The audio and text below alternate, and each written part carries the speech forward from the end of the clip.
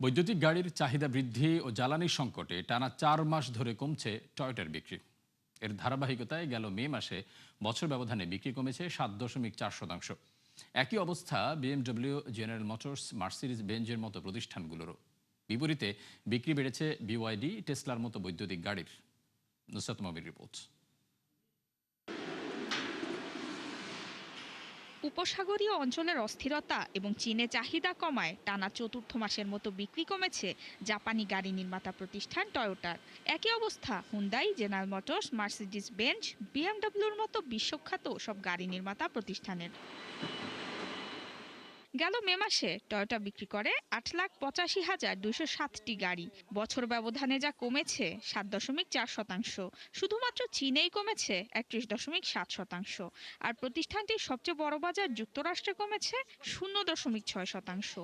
উপসাগরীয় অঞ্চলে কমেছে ৩৮.৬%।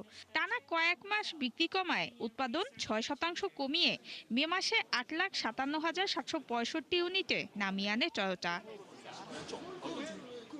এদিকে গেল কয়েক বছর ধরে বিশ্বব্যাপী জনপ্রিয় হয়ে উঠেছে বৈদ্যুতিক গাড়ি। ইরান যুদ্ধে জ্বালানির দাম বৃদ্ধি যে পালে হাওয়া দিয়েছে, যার সুবিধা নিচ্ছে গাড়ির সবচেয়ে বড় বাজার চীন, যারা ব্যাটারি ও যাবতীয় যন্ত্রাংশ নিজ দেশেই তৈরি করছে। ফলে প্রতিযোগিতার তুলনায় কম খরচে উৎপাদন করছে স্থানীয় নির্মাতারা। বিশেষ করে বৈদ্যুতিক গাড়ি উৎপাদনকারী প্রতিষ্ঠানগুলো বিশ্ববাজারে দ্রুত শক্তিশালী হয়ে উঠছে। বৈদ্যুতিক গাড়ির এমন উত্থানে প্রতিযোগিতায় পিছিয়ে পড়েছে টয়োটার মতো প্রতিষ্ঠানগুলো। চলতি মাসে জার্মান প্রতিষ্ঠান বিএমডব্লিউর মুনাফা কমেছে ১১.৩%, যা গেল ৫ বছরের মধ্যে সর্বোচ্চ।